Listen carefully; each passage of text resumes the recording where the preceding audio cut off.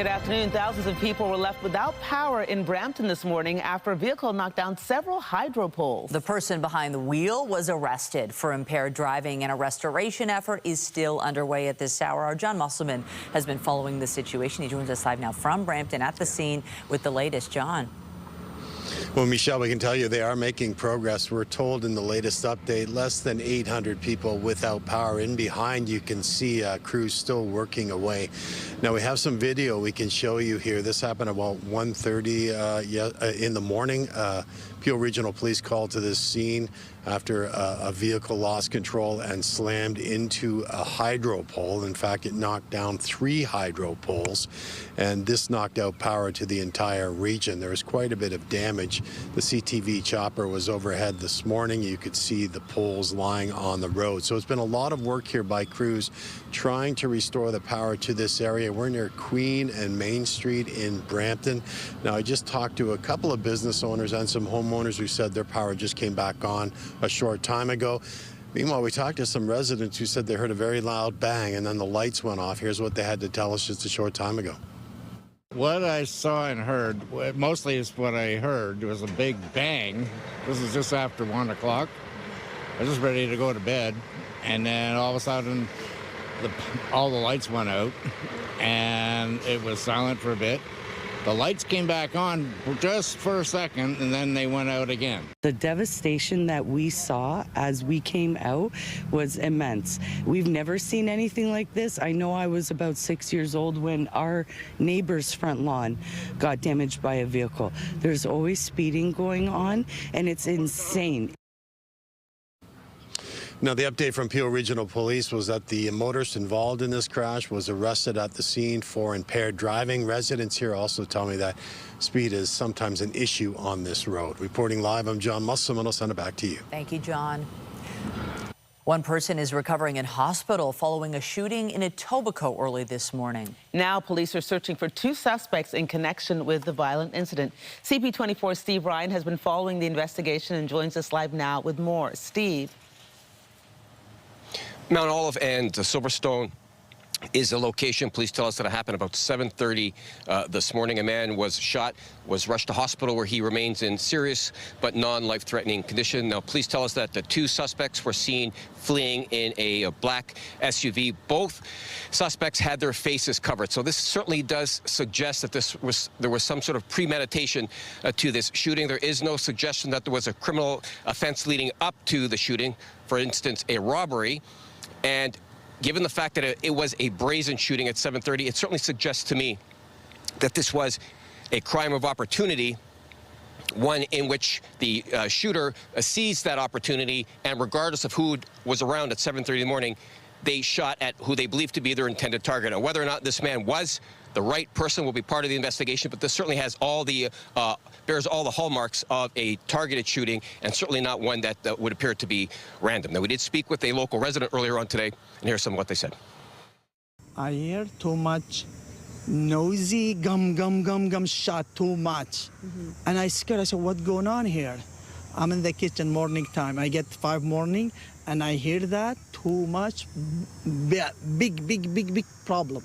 So what's going on? But I don't know where coming from where. I don't know. I said maybe from Mount Oliver or somewhere. I don't know. Now I come out. I see you guys here. Several shell casings were marked with evidence markers on the street and on the sidewalk, so it does go to what this resident was saying with regards to multiple shots being fired. Oftentimes, when a semi-automatic pistol is used, the casings eject to the right of the pistol, they land on the ground, and that becomes crucial and precious evidence for the police as they continue with this investigation. I'll send it back to the desk. Thank you, Steve.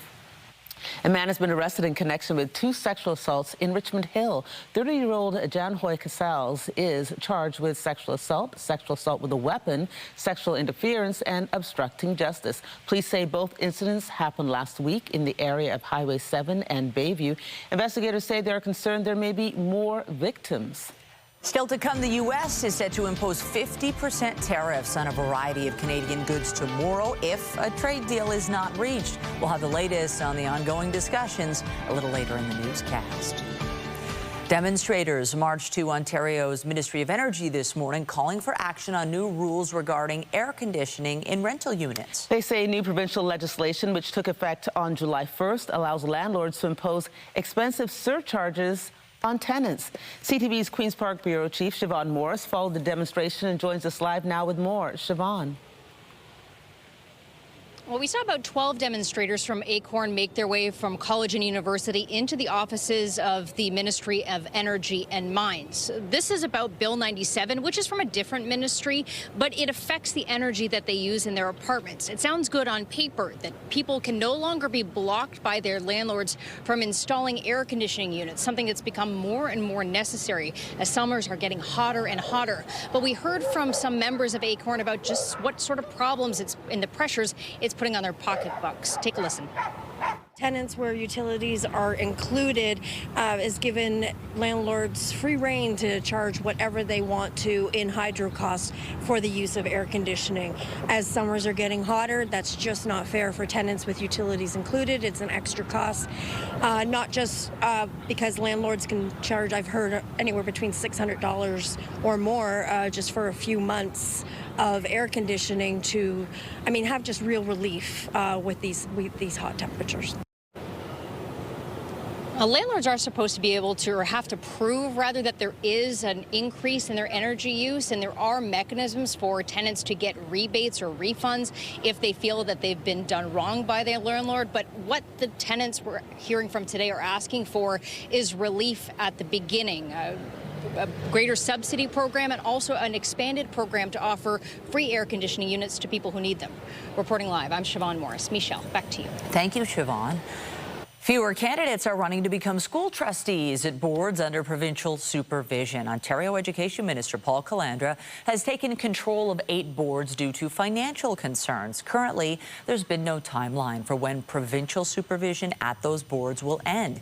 Some boards now have far fewer candidates than usual, including the York Catholic Board, where roughly half the positions have only a single registered candidate. Members of the Elementary Teachers Federation of Ontario will continue their meetings in the city today. More than 800 public elementary educators are gathering at the Sheridan Centre for their 4-day annual meeting. Union President David Maston opened the meeting yesterday by addressing challenges in defending public education and member rights. Our collective agreements expire. All of our collective agreements expire at the end of August, and we are working and dealing with a government that has eliminated so many of the supports that our students and our members and our workers rely on to do a good job. We've got a system in crisis right now, and it's not normally our job through the bargaining process to try to fix government neglect and government underfunding, but in this case we find ourselves having to do that. So all I can say right now, without a definitive answer, is we are going to fight on behalf of our members, we're going to fight on behalf of students, we're going to fight on behalf of communities to make sure our schools provide the services that they need in order to function appropriately. Meetings will take place throughout the week. Wrapping up on Thursday, delegates will vote on new policies and debate motions aimed at defending public education. More news in a moment, but first let's take a live look at the city this afternoon and enjoy the view. It's a gorgeous day out there, not too hot at this hour. We've got a bright blue sky. There is the potential for unsettled weather, but we're talking overnight. So let's enjoy it while we can. Lindsay Morrison is here with the current conditions. What are you seeing, Lindsay? Yeah, and Michelle, some of that active weather could continue through tomorrow morning, but ahead of that, it looks good. And even tomorrow afternoon is much brighter once again. So it's a pretty nice stretch that we're enjoying right now. 25 degrees feels like 26, so not much of a humidex factor at the moment. That could change a little bit as we progress through the afternoon. Winds right now coming from a southwesterly direction. We will tap into a bit more of a westerly wind as the afternoon goes on. And while there is loads of sunshine out there, we will start to see a few clouds drift in as the afternoon progresses. 27 for the high, humidex 30 this afternoon with that southwest wind again eventually shifting. But overnight tonight and into tomorrow morning, yes, we've got the chance of showers and the risk of thunderstorms. We'll talk about this and the rest of your 7-day forecast coming up. But for now, Andrea, I'm going to send it over to you. Thank you, Lindsay. Dozens of wildfires continue to burn in northern Ontario. Here's a look at the latest numbers. As of 7:05 last night, there were 82 active blazes in the Northwest region. 7 of those were out of control. The Ministry of Natural Resources also says there were no new wildfires confirmed, but a restricted fire zone remains in effect in the region because of increased fire activity and high to extreme fire hazard. In the Northeast, there were 42 active blazes as of 6 p.m. last night. One was not under control. No new wildfires were confirmed in the region by MNR.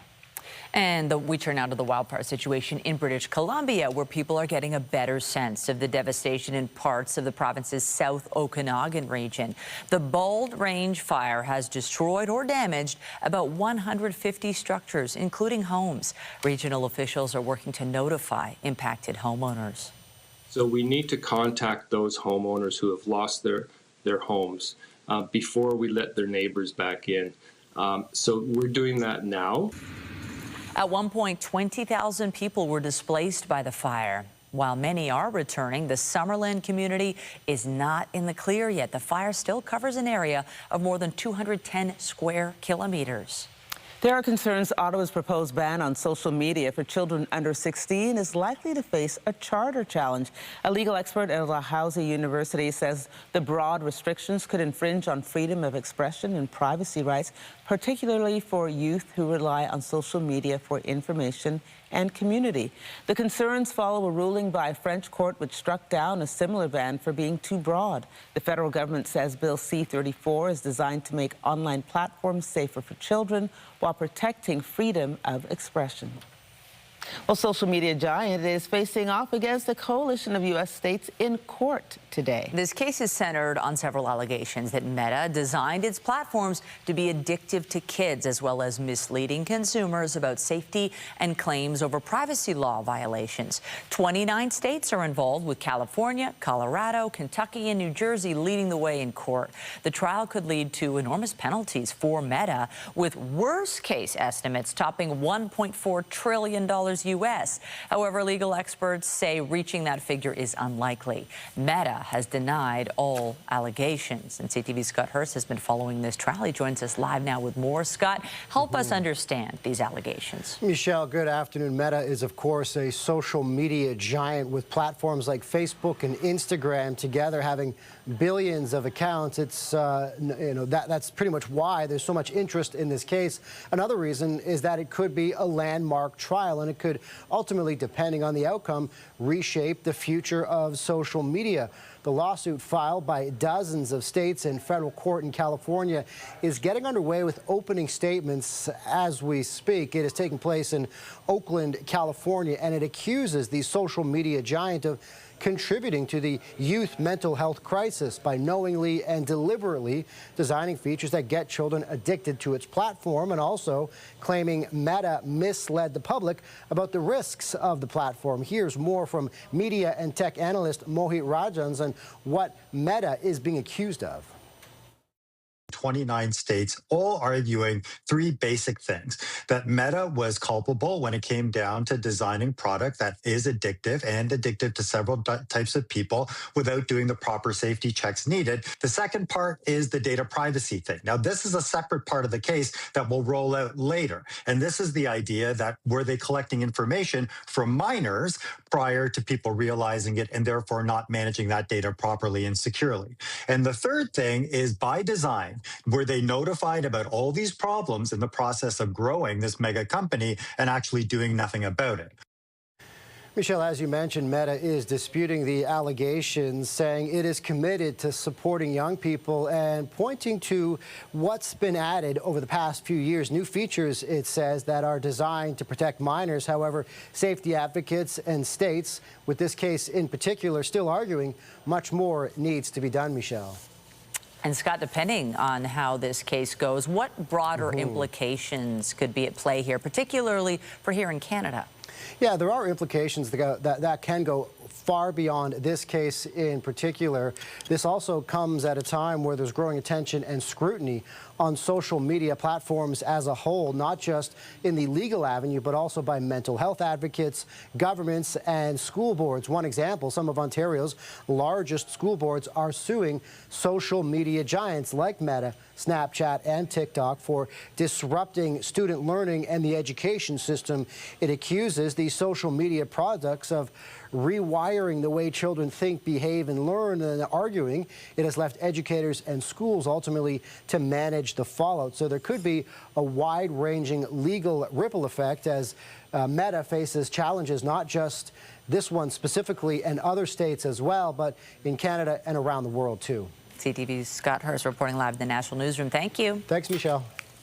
Food inflation was down slightly last month, but shoppers are still feeling the pinch at the grocery store. CTV's Paul Hollingsworth went shopping in the Halifax store to see what consumers are dealing with. When shoppers go to the grocery store, based on the vibe, it feels like, at best, food prices are staying the same. Or going up, but not going down. According to Stats Canada, food inflation dropped to 3.1% in July, down from 3.9% the previous month. Analysts say it's good news, but not great news. We're still seeing pressure on grocery prices on food. The high cost of food continues to contribute to an ongoing affordability crisis. The inflation pressures on households, is still problematic for many households in Canada. Chicken and fresh vegetables saw a slower rise in price. Cereal products are slightly cheaper. Fresh fruit, most notably berries and melons, are now more expensive. I feel for a lot of people, families in particular, and people on fixed incomes. We decided to go shopping, grabbing numerous grocery items, including cereal, pasta, bananas, seafood, chicken, and berries. Total price, $99.67, barely enough to fill 2 small grocery bags. This shopper is getting creative to save money. Try to buy in bulk, try to freeze things, do a lot of freezing. Doing a lot of Googling of what can be frozen? Many shoppers tell us they are resigned to paying a lot for groceries, and when prices go down a bit, it doesn't even get noticed. It has forced them to shop around for better deals, be selective, and only buy the essential items they need. Paul Hollingsworth, CTV News, Halifax. The federal government has moved to repeal its electric vehicle sales mandate while replacement tailpipe emission standards are unfinished. The mandate would have required electric vehicles to make up 20% of new vehicle sales this year and 100% by the year 2035. Ottawa says consultations on tougher emission standards for gas-powered vehicles will begin this fall, with draft regulations targeted for early 2027. Environmental groups say the replacement rules are already behind schedule and warn that scrapping the EV mandate could slow adoption and lead to increased emissions. It's down to the wire for trade talks between Canada and the U.S. There are just hours left to reach a deal to avoid another round of U.S. tariffs. We're going to continue working. Our job is not yet done. Thank you. Canada-U.S. Trade Minister Dominic LeBlanc met with U.S. Trade Representative Jameson Greer in Washington yesterday. Meanwhile, Prime Minister Mark Carney spoke with U.S. President Donald Trump about the ongoing trade negotiations yesterday, but there is no word on whether the two sides are closer to a deal. If no deal is reached, 50% tariffs will take effect on a variety of Canadian goods starting tomorrow. CTV's Michael Serafio has been following the ongoing negotiations and joins us now live from Ottawa. Hello, Michael. What can we expect from the negotiations today? I know every day we keep reporting on this and people somehow want, an answer. I don't know if you have one for us, but I'm going to ask you, what can people expect today? Yeah, well, at this point, Andrea, certainly there are discussions happening in the United States. Whether or not they're high-level discussions, we don't know. We're reaching out. We certainly have our colleague Mike LeCouture on the ground in the U.S. Capitol. What I can say is a repetition of what you put in your introduction. There is, at this point, no indication of a deal.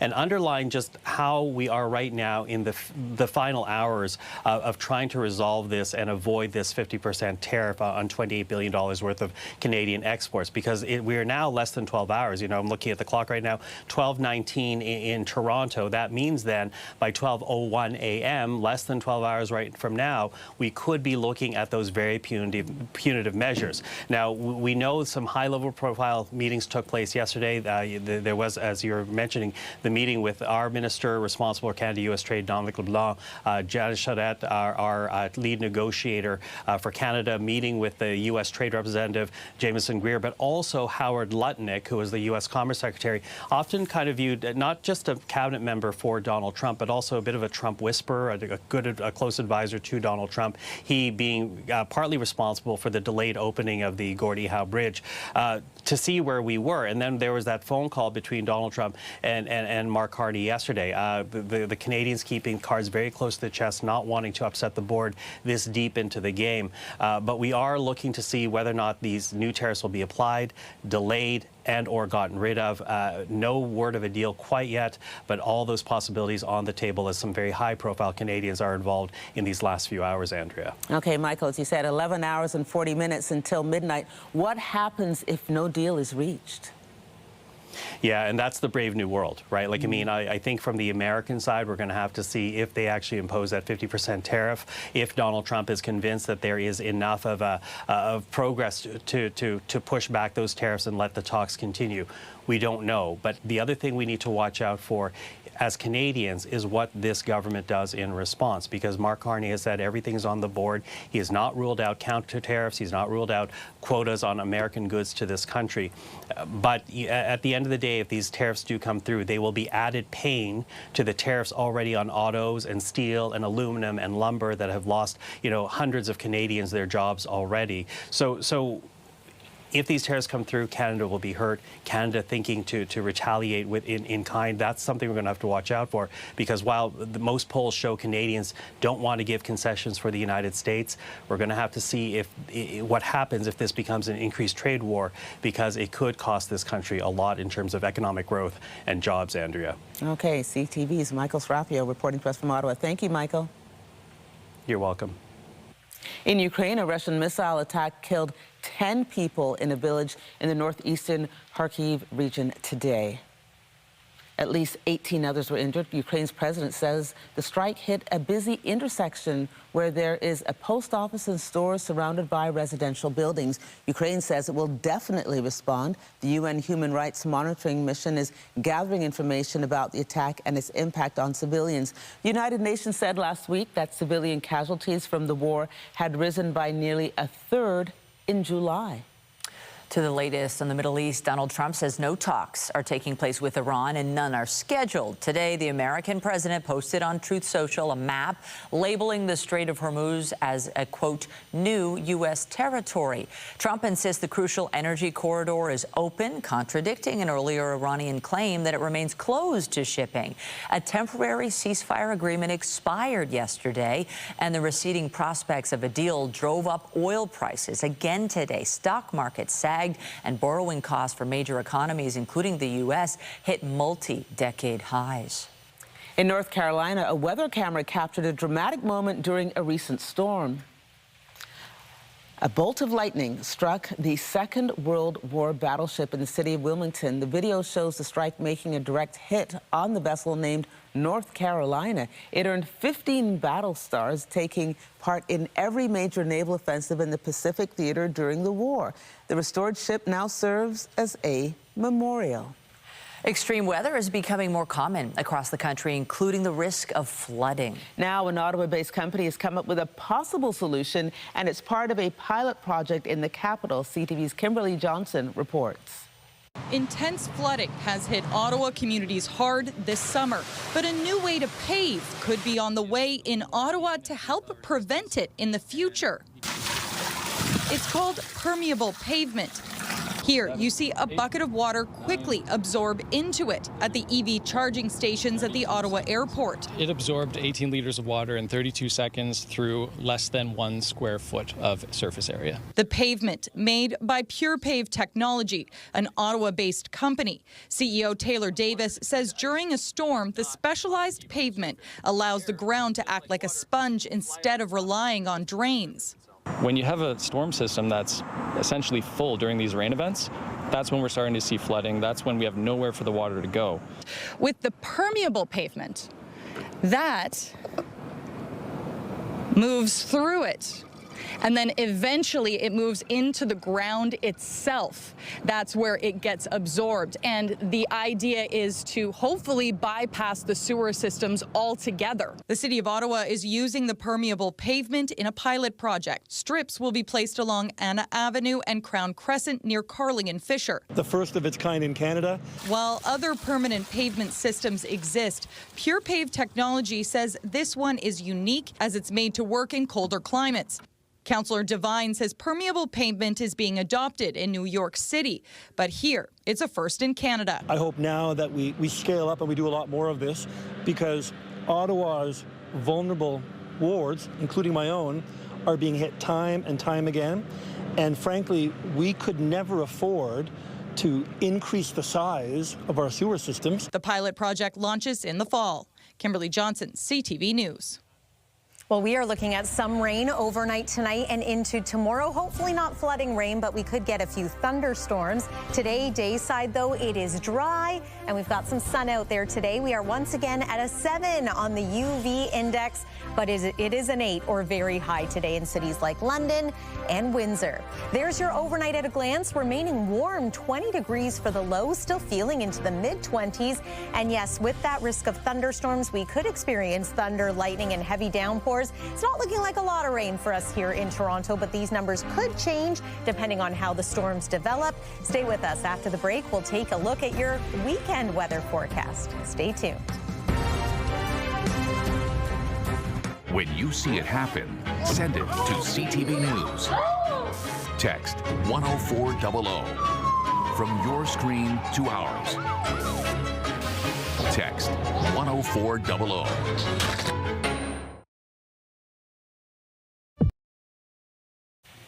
Just a glorious day out there. This is the kind of day you want to do maybe a patio lunch, get the sunscreen, but yeah, just beautiful. Love Another it. salad today, perhaps, Michelle? Shall we do salad lunch today? Sure. I don't know. Let's invite Scott Lightfoot. No, don't say his name. He produces the show, and he doesn't want it. He doesn't want his name mentioned. So, but anyway, like Scott, we're having salad lunch today, so come on out to the patio. It's a perfect day for it, and salad is a nice choice on a summer day, wouldn't you say? We have a nice day today. We have a couple nice days later this week, but sandwiched in between, we do have some rain to talk about in the form of showers or potentially some thunderstorms. So let's get to what you need to know, because the weekend could be a little unsettled too. Weather is brought to you by the Presler Law Firm Injury Lawyers. You don't pay unless they win. Here's a look from our CTV News chopper this morning, and hey, this is kind of a cool shot. That is, I believe, a Cessna 172 flying over the east end of our city. And yeah, nice day to take flight today. Winds are pretty light. We're starting to see a little bit of an increase in cloudiness in some areas, but these are fair weather clouds. We're not expecting any rain today dayside, but again, things are going to change as we make our way into the night and into tomorrow morning. What a cool shot. Here's a look at our current temperatures across the province. You will notice some cooler air starting to move into northwestern parts of Ontario. This is an early indicator of what's coming for us a little later this week. Right now, though, we are seasonal. 25 degrees in Toronto, 24 in Wyerton, 26 degrees in the Windsor area, and it's 23 this hour in Kingston, although it does feel more like 28 in your neck of the woods. Afternoon highs and humidex values are pretty near normal for this time of year. If anything, maybe slightly on the warm side. We expect to feel like 30, 31, maybe even 32 in and around the Hamilton area, for example. But it is a nice afternoon, and it's a gorgeous evening as well. We're going to start to increase the cloudiness as we make our way around the dinner hour and towards sunset time, which today is 8:16 p.m. Just a couple more weeks of 8 p.m. sunsets to go. And then overnight, we're remaining quite warm. So 20 for the low here in Toronto. That's starting to become uncomfortable for sleeping. And Once again, we do have that chance of showers and risk of thunderstorms. It's especially the case as we move past midnight and into tomorrow morning. So if you have to be out on the road tomorrow, early a.m., just know that it could be a bit of an unsettled drive. Hopefully not too much in the way of heavy rain. And then this is a snapshot of tomorrow. And I do want to point out the icons that you see here showing the chance of showers and thunderstorms. That's for the morning. The afternoon is actually looking quite nice. And our temperatures are once again going to be in the low to mid to upper 20s, depending on where you're joining us from. Satellite and radar looks like this. We are now starting to see some showers creep their way toward the Bruce Peninsula and into the Nickel Belt region. It'll be later today that much of southern Ontario sees more in the way of that active weather. This front is going to slide its way southward. Again, some of the cooler air is going to filter in behind it. We have a couple of sunny days to look forward to on Thursday and on Friday, but there's that cloudiness that starts to increase tonight. This is around the midnight hours, so parts of cottage country getting into some of that rain. And then there's 6 a.m. tomorrow. If you're an early riser, you are more likely to experience the wet weather, maybe some thunderstorms. But look what happens into the afternoon. As early as about the noon hour, we could clear right out and enjoy mainly sunny skies. Here's a look at the 7-day forecast. Thursday looks great. Friday, too. We're kicking off the CNE, and then the weekend brings a chance of showers. Might be some measurable rainfall, especially Saturday night and into the day on Sunday. It'll be a little cooler after that as well. Andrea, I'm going to send it over to you. Thank you, Lindsay. Well, some sailors in training are hitting the waters of Lake Ontario today. Black Girls Set Sail engages young black women between 12 and 24 in sail training, specifically grounded in their identity and culture. It's all happening today at the Highland Yacht Club, which is where we find CTV's Jessica Smith. Ahoy there, Jessica. How are you? Ahoy, Miss Case. I'm on the water, Miss Case. We're out here on Lake Ontario, and I have to say, this is the coolest experience. I am here with 3 very talented young sailors, and Mr. Bob as well, but we'll talk to him in a moment. I have Sade, I have Asia, and I have Shay, because you are at the helm of this. What is this like? Because you've been about a month into this. What is it like? It is amazing. I honestly never knew, if you asked me a few months prior, I would be like, I don't see myself sailing. But now I honestly definitely do see myself sailing in the future, and obviously right now. So it's been an amazing experience. She's at it. And Asia, I have to ask you, what's been the biggest thing you've learned about yourself, or even just about sailing when it comes to, I don't know, lessons you can take into life and just how much fun you're having? Yeah, well, I learned with this new experience, I can try different things, and I'm more comfortable in diving into stuff I'm not used to. So we learned a lot of stuff here, and I'm just so happy that I got to be a part of this program.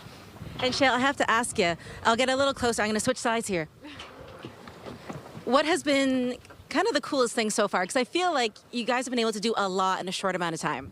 Yes. Ahoy there, everybody. Okay, so for me, the coolest thing was learning how to actually sail and learning about how everything on the boat actually has a purpose and a meaning. Literally everything you see here. They were explaining to us how, this is a boom and how we have to be really careful with it because people get hit in the head a lot, and it's one of the main causes of injuries on a boat. And it's just it's really exciting to actually get to be here and get to learn to sail and get to meet new people, because we don't get experiences like this often.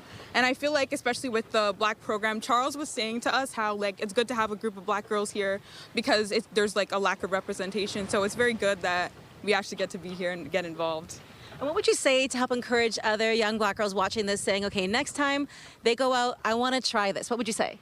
I would say just apply to the program. I would say definitely get involved, even if you think you might not be good at it. Because even for me at first, I was just oh yeah, I do want to do it, but the application, I knew I don't know, I couldn't build up the courage to actually do everything. But as soon as I got here, I was just oh, this is gonna be fun. And actually getting on the water, first day, I was just oh, this is so exciting. I can't wait to get started with the racing. And there is a race today that I'm participating in, which I'm really excited about.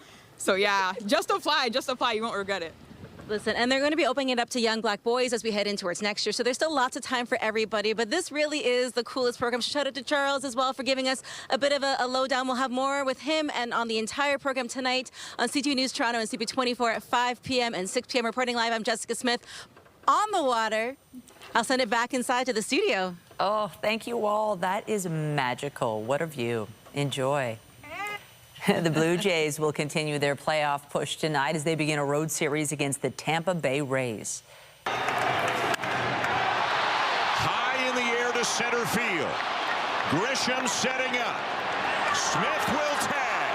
On his way to the plate to tie the game. Toronto is coming off a 4-2 loss to the New York Yankees Sunday. The team was off yesterday, but actually gained ground in their playoff race. They're now just a half game out of the final playoff spot of the American League. Recent addition, Jose Soriano is set to start for Toronto tonight. First pitch, 6:40 p.m. in St. Petersburg, Florida. The Tempo will be looking to snap a 10-game losing streak tonight when they host Caitlin Clark and the Indiana Fever at Scotiabank Arena. How about this? Another look. Oh, my. Kia Nurse is on a heater. The Tempo last won a game on July 12th. They've fallen to 13th place in the WNBA standings over the course of the losing streak, while giving up a league-high 94 points per game. I don't think that's right. Tip-off for tonight's game against the Fever is set for 7 p.m., and it's going to be a hot one, and I think it is sold out. Yeah, the Tempo could have some reinforcements for tonight's game. Guard Brittany Sykes is listed as probable after missing the last 2 months with an ankle injury. Sykes last played on June 16th, giving the Fever against the Fever and averaging 20 points per game. Still to come, making sure students are fed before school. We'll have more on an initiative by the Children's Breakfast Club when we come back.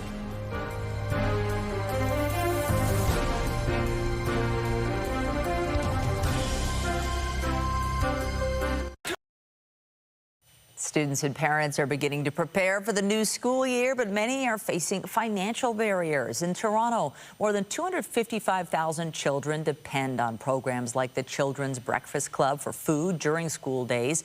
The organization's president and CEO says there is expected to be an increased need this year.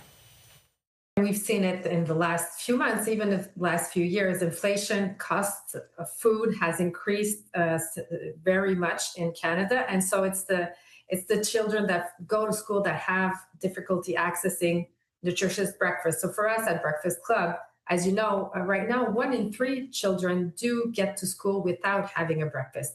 So for us, it's really a responsibility of all, and it's for us to raise awareness. So we're getting back to school. It's a new school year. So how can we do better? The organization says currently 1 in 3 children across the country arrive at school without, as she said, having had their breakfast.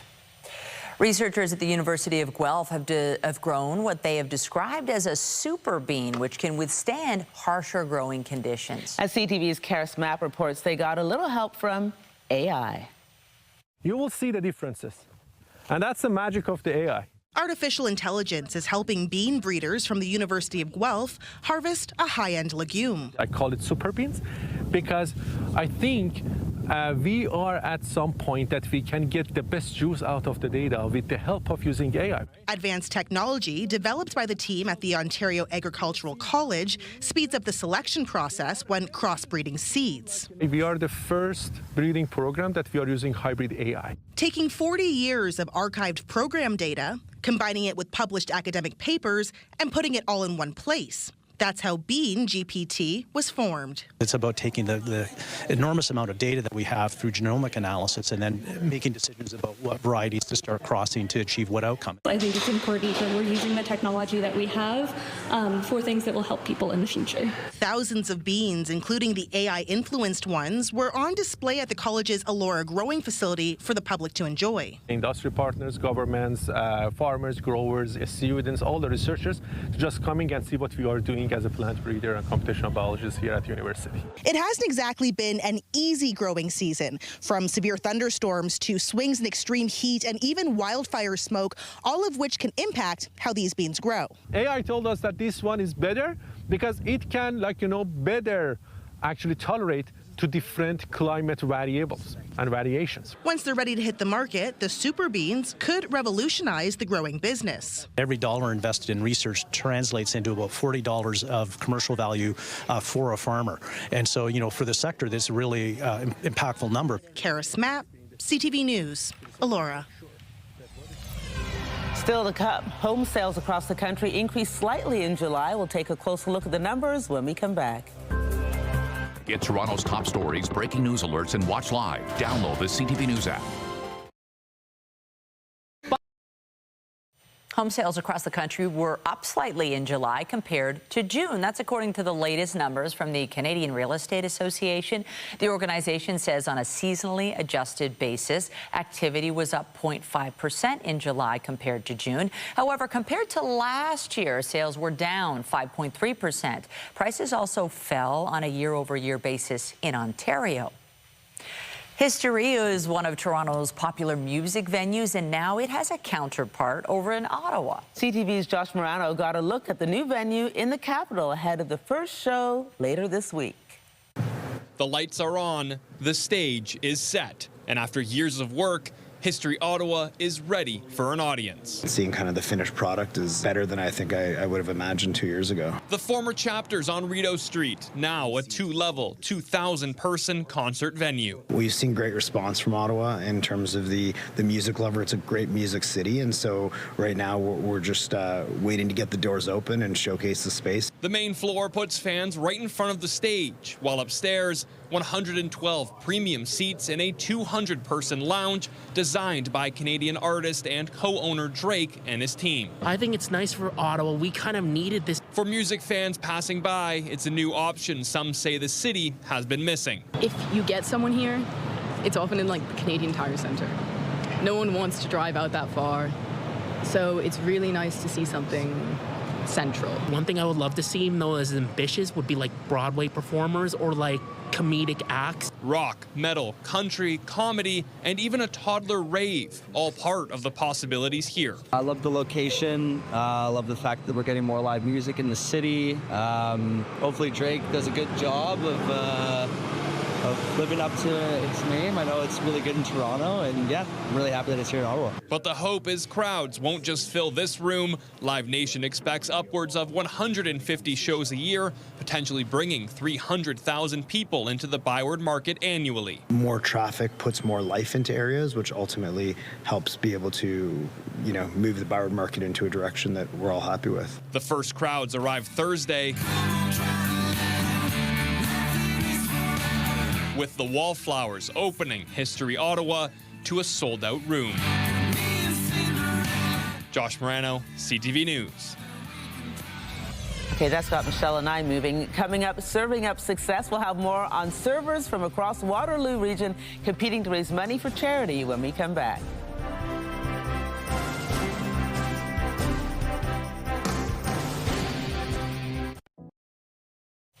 Servers in Waterloo showed off their skills by racing for a good cause. They took part in a unique balancing act in an effort to raise money for charity. CTV's Heather Centerin reports.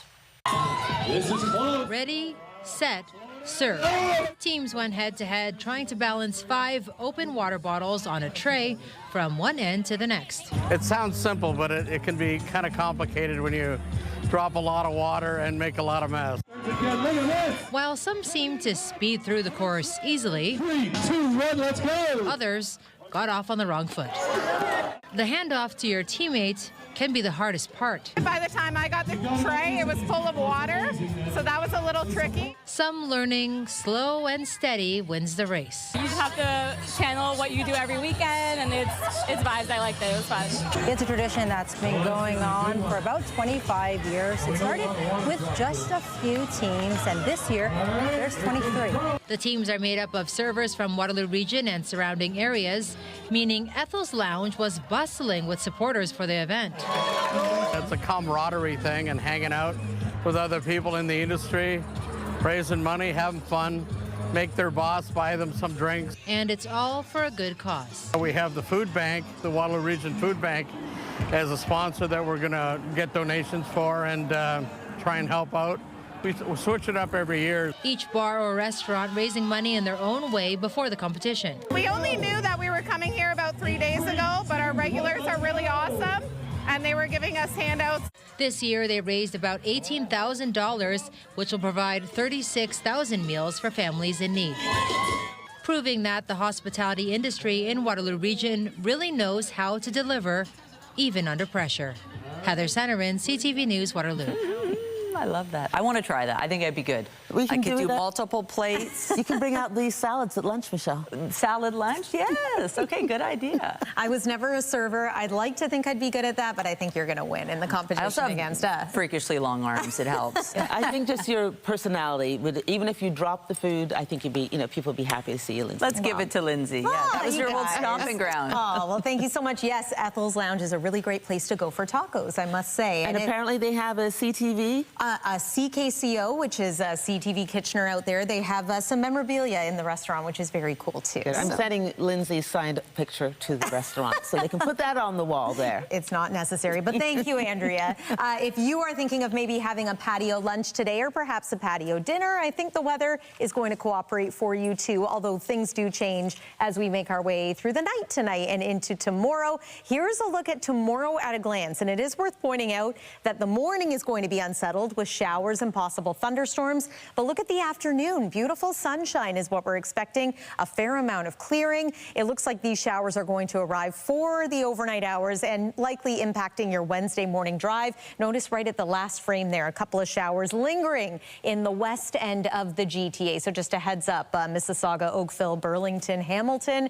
Next 3 days looking pretty good if you can get past the active weather tonight and tomorrow morning. The rest of your Wednesday is pleasant Thursday and Friday also. This weekend, though, it is going to cool down. And yes, we are looking at the very least a chance of showers Saturday, Sunday. Andrea and Michelle. Boo, I'm off this weekend. Thanks, Lindsay. And that's CTV News at noon. Remember, you can get Toronto's breaking news all day long on CP24 and on our website, ctvnewstoronto.ca. For Lindsay Morrison and the whole team here, have a pleasant afternoon. I'm Michelle Dubé. And I'm Andrea Case. Be sure to join us later for CTV News at 5 and 6.